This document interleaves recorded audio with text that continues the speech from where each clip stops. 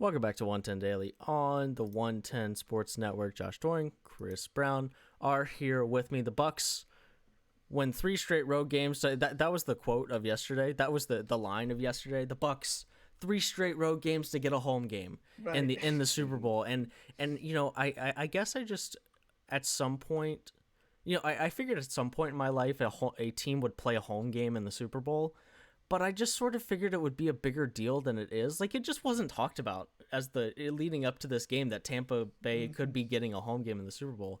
I just felt like, and maybe if in the Super Bowl, like the crowd more or less is going to be the same type of crowd as it is every single time, regardless of where the Super Bowl is, right? It's not like Tampa Bay is going to be able to pack their stadium with 65,000 Tampa Bay fans in the Super Bowl. That's just right. The ticketing I'm sure there will be more Tampa Bay fans, of course, just because it's in Tampa Bay, right? But it's not like it's right packed with 65,000 Super Bowl.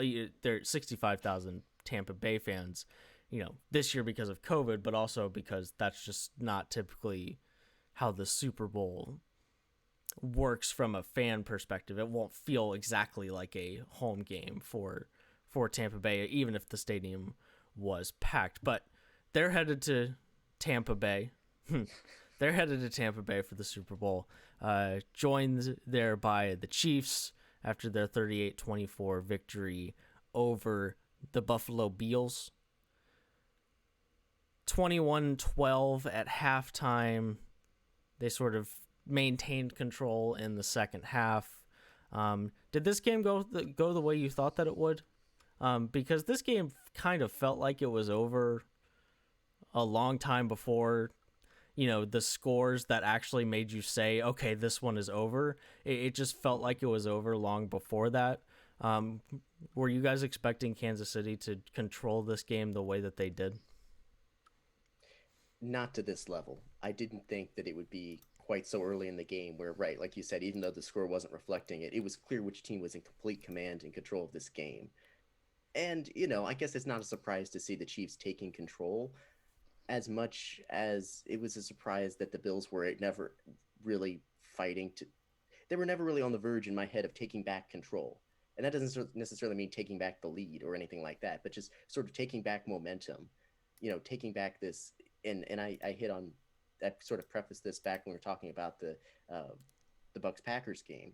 And this is just one aspect of it. And it's not to the degree of what we saw at the end of what Matt LaFleur did.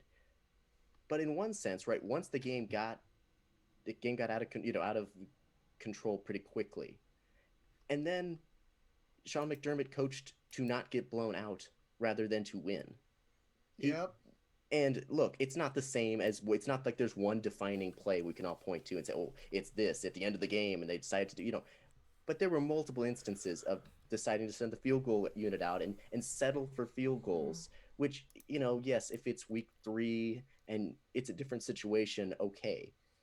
But you're not going to win against the Chiefs by being cautious. At the end of the day, a loss is going to be a loss, right? It doesn't really much matter. I get that, right, you want to make it close. But at the end of the day, what happens to you next isn't going to change whether you lose by 14 or you lose by 40. So you might as well try to show some guts and try to make some big plays and make this interesting. Because once this game sort of got to the point where the Chiefs had taken command, the Bills' only chance was to be very, very aggressive offensively, take those chances, hope that it worked out, that they could convert consistently, and that somewhere along the line they could get a stop. That was their only way back into this game. And they decided to just play it safe. And I don't know, expect that the defense was all of a sudden going to get 18 stops in a row. I don't know how, based on what evidence that was going to happen. So that was a big thing for me. Obviously, we saw what the Chiefs did, and I didn't. It's not a shock to say that, right? There were questions about Mahomes just in terms of, was he 100%? Yeah, he was fine. But that what he did wasn't, something that was on Mahomes, and right, Tyreek Hill doing what he did, Travis Kelce tying a single game postseason record for a tight end in receptions. These are all things that are within the realm of. I'm not saying anybody can ever expect them, but nobody's sitting out here saying, "Oh my gosh, I didn't know Travis Kelce could do that. I didn't know Tyreek Hill could do that." Right? So like, there's some, in some sense, there. It's like there's only so much you can say from that perspective. Mm-hmm. So a lot of it's just like looking at the Bills, and right, you got to give credit to the Chiefs' defense, all those different things, but is looking at the Bills and just seeing that they were completely overmatched, and it just, it's, in some ways it's kind of that simple. Um, they'll be back. They'll be back. I'm confident that they'll be back, but you know, the Chiefs were able to completely take Stephon Diggs out of the equation. 2 catches, 12 yards at halftime. At the beginning of the fourth quarter, 12 yards, 4 receptions. When you force Josh Allen to look elsewhere, that you could find some success sometimes. But when you have no rushing game, your top receiver is basically out of the equation, and you're going up against an offense that you're not able to slow, that's the best offense in the league that you cannot slow down to any real degree, then I guess in some sense it's like, well, what else is going to happen, And so I guess I'm going to end my rambling thoughts, but those are just some of my first initial takeaways. And not just your best receiver, Mm-hmm. arguably the best receiver in the NFL this year. Mm-hmm. Right. The guy that was thrown to as much as anybody save Devontae Adams, and I believe Stephon Diggs had at least the most receiving yards in the league. He had the most receptions and receiving yards this season. Mm. That he's not just a dude. Right. He is the difference between last year's Bills and this year's Bills. Mm. And like you said, Chris, my takeaway was pretty much the same. I wasn't all that surprised the game ended up looking this way, just because of how shaky the Bills had been on offense previously in the playoffs. I think they were averaging 22 points a game. Mm-hmm. So when we were talking on Friday, I said that's just not enough. That if Mahomes plays, the Chiefs are going to win. Mm-hmm. I felt more confident, much more confident in that on Friday than I did at the beginning of the postseason. Mm-hmm. And even though the other part of, to me, what makes Sean McDermott's decision making so disappointing is when that game was close, it wasn't even close. 6 of those points came because McCole Hardman dropped a punt. Mm-hmm. Mm-hmm. The only reason you were down 9 at halftime is because of a botched punt. You are lucky to still be within a couple possessions. Yeah. Where they were most of the game when they had the ball. You got to try and capitalize on that and stay within a possession and hope that your defense gets one stop, one fumble, one interception, something. Mm-hmm. By continuing to settle, by continuing to settle for 3 points, you're just allowing that deficit to grow. So that was the other frustrating part is you got to go try and score touchdowns to keep pace with them. Mm-hmm. There's no reason to suggest that this is going to look any different, like you said, Chris. You weren't stopping them. You got to try and score with them. And you were on this from the beginning of the playoffs, Josh. This was screaming terrible matchup with Travis Kelce, and that's exactly what happened. And then Tyreek Hill breaks a play, and you're done for. Mm-hmm. And so ultimately, this looked like a team that hadn't been there before, and Josh Allen looked like a talented guy who had never been on this stage. Mm-hmm. He had some of those Josh Allen moments that make you hold your breath, Mm-hmm. both good and bad. He wasn't terrible, but he almost threw a couple interceptions and threw one right at a DB that dropped it. Mm-hmm. And also, and then I'll let you go, Josh, but we got to give credit to Kansas City's defense, particularly that secondary. Mm-hmm. Steve Spagnuolo's done a great job, but there are also good players back there. Mm-hmm. This is not a one-dimensional team. It's what makes them the best team in the NFL. Just like the Buccaneers defense is making plays, the Chiefs are making plays too. And sometimes it's not even making the big play that the Buccaneers have been so good at these past couple weeks. It's just you can't get open against them because those guys can actually cover you. Mm-hmm. Mm-hmm. Ask Stephon Diggs how it works playing against that secondary and all the different things that Tyrann Mathieu can do. And of course you've got an all-pro defensive lineman in there too to make life miserable from an interior pressure standpoint. Right. It's just a very well-rounded football team that was playing well, and yeah, you got to try and just hope that you catch a break and keep scoring points, and the Bills decided not to do that. And right, you can do a great job on Stephon Diggs and he still find a way to score a touchdown. That's what happened to Jalen Ramsey and against Devontae Adams in the divisional round. Jalen Ramsey did a really, really good job on Devontae Adams, but there was the one play at the goal line and he was able to it was a 2-yard pass play, but Devontae Adams was able to put his mark on that game in a very real way early on by scoring a touchdown like that. And for the majority of that first quarter, Jalen Ramsey was locking Devontae Adams down. The point I'm making is that Stephon Diggs didn't have that play. He didn't have that play where they lost him in coverage. He didn't have that play, on the goal line where you send him in motion a couple different times and hope that the defense kind of loses him with just long enough that you can get him the ball in a little bit of space and he goes for 25 yards, right? He didn't really have any of those plays. Right, he ended up with 77 yards worth of receptions, and it was averaging 12.8 yards per catch. So it's not like he was non-existent. He had a 34-yard play, but it wasn't one that changed the nature of the game or got them off on the right foot or, like you said, kept them in it. And part of that comes down to the fact that he just he had that play against Baltimore, right? He was able to get free, he scored a touchdown, and he just wasn't able to do that in this one. And that's the secret about the Bills receiving core. And I think a testament to Josh Allen and how good he's been this season, right? Stephon Diggs has been phenomenal, and having him to throw to is awesome. But it's not like you're absolute, like if you start naming the Bills' weapons on the outside, right? Cole Beasley is really awesome because Stephon Diggs is so terrifying over the top, and Cole Beasley is just so good in the slot and running those short pass plays and finding the spots under the defense that is so worried about not letting Stephon Diggs beat them deep. But, we're talking about Dawson Knox is your tight end. I mean, he had 24 catches all year. The point being is that if you shut down Stephon Diggs and turn him into an average receiver, which is essentially what happened in this game, right? You just turned him into a guy who makes some catches, but you're never really terrified. You weren't terrified of what he was doing all game because the Chiefs' defensive scheme was just really good at keeping him under wraps.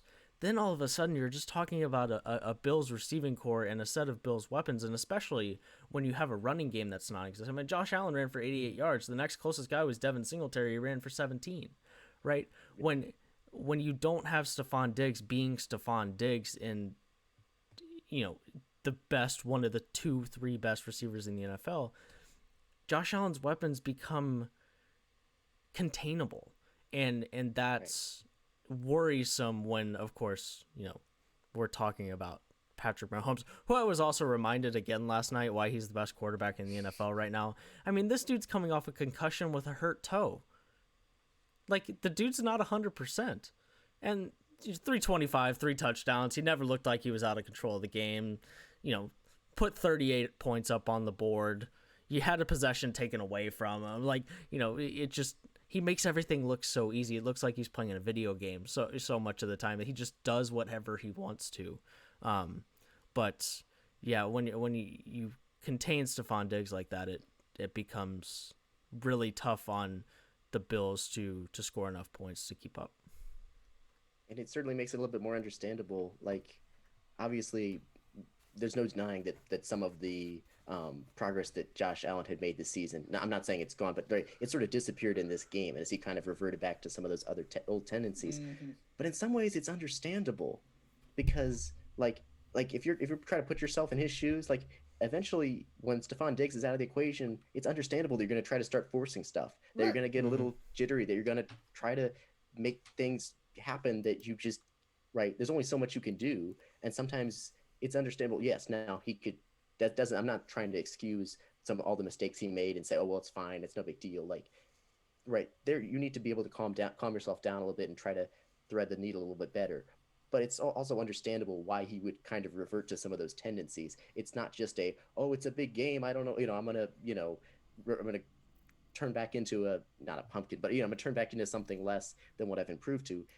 It's like, well, I can understand when you have so much emphasis on Stephon Diggs as being important to that offense, and he's out of the equation. You've only got so many things to do. You can't mix things up to make your opponent's defense not know what's coming. They know what's coming, and you only have so many options. So I can understand that to some degree. Absolutely. Again, I don't think it's appreciated enough just how much easier Stephon Diggs makes Josh Allen's life. That you can just throw the ball to him. Right. Yeah. Yes, Josh Allen's gotten better. He's become more accurate. Those are all legit. But at the same time, he's still the same quarterback who has that Brett Favre streak in him that wants to go make the aggressive plays. But when he doesn't have to because Stephon Diggs is open, then you see him put up the numbers and take care of the football the way he did this season. But the minute that it doesn't become easy, he starts feeling that pressure, like you said, Chris, of I got to make these plays. I've got to be the guy. We got to get something going. That's on me. And all of a sudden, he looks like Josh Allen of years past. Who still only turned the ball over one time in this game. Let's give him a little bit of credit. I mean, there was a dropped interception, and it could have been worse. But let's. I mean, we're acting. I feel like we're kind of acting like he turned the ball over 3 times in this game. He didn't. He turned it over once, but he certainly was right. He had 20 incompletions. I'm sure he didn't do that at any point this year, and certainly looked. Right, like the mixture of Josh Allen this year and Josh Allen last year. Yeah, it wasn't like he completely reverted 100% back. Let's not completely throw him under the bus here. He's the only offensive weapon on the field last night. Literally nobody else was any offensive weapon, at least not a difference-making one. And that's the problem when the point he's at now, he might be good enough to get by some teams on his own. But when you got Patrick Mahomes on the other sideline with Travis Kelce and Tyreek Hill, sure, but nobody in the NFL is good enough to get around those two guys by himself. That's not a criticism of Josh Allen in particular, but just the next step for the Bills is look at how much better you got when you added a weapon. Now go get some more and let him play the same kind of games Mahomes is playing. And then he can run because you got to guard everybody and double team Stephon Diggs, and then Cole Beasley's open, or whoever wide receiver number 2 is gets open because he's now good too. And also, again, Josh Allen just hadn't been here before. Sure. And as the game got going, he started to settle in a little bit more. It just was never enough. But the scoreline was just deceptive. And I guess that's my closing thought is I didn't feel any differently at 9-0 than I did at 0-0. Sure. I just kind of went, oh. The Chiefs do. The Chiefs gave some points. That's nice. The only thing that, because if there's any way to unlock a guy who might be nervous in a spot he's never been in before, is to put him on the 2-yard line and say, "Hey, dude, score from here." Right. Right. It's like getting a 3-point shooter, a wide open jumper on a a wide open 12-foot jump shot on a broken play. It's like, hey, dude, just make this one. This one's easy. Yeah. And then we'll start to move backwards a little bit. That was right. I didn't really feel any differently when the Buffalo was up 9-0, like you said, Josh. But if I'm looking for something as Sean McDermott to unlock my young quarterback and sort of get him to breathe and to relax a little bit, giving him a chance to score from the 2 takes all the pressure off of plodding all the way down the field, right? And you get to see the football version of you get to see the ball go through the net, right? But that just didn't. The Bills' offense didn't roll like at least maybe I thought they were going to have a chance to when sort of getting free points like that and feeling like you're up 9-0. There's not enough pressure. There's not as much pressure now, and then Kansas City put up 21 in the second quarter, and that was that. We'll take 60 seconds and then come back to winners and losers real quick. You're watching 110 Daily on the 110 Sports Network.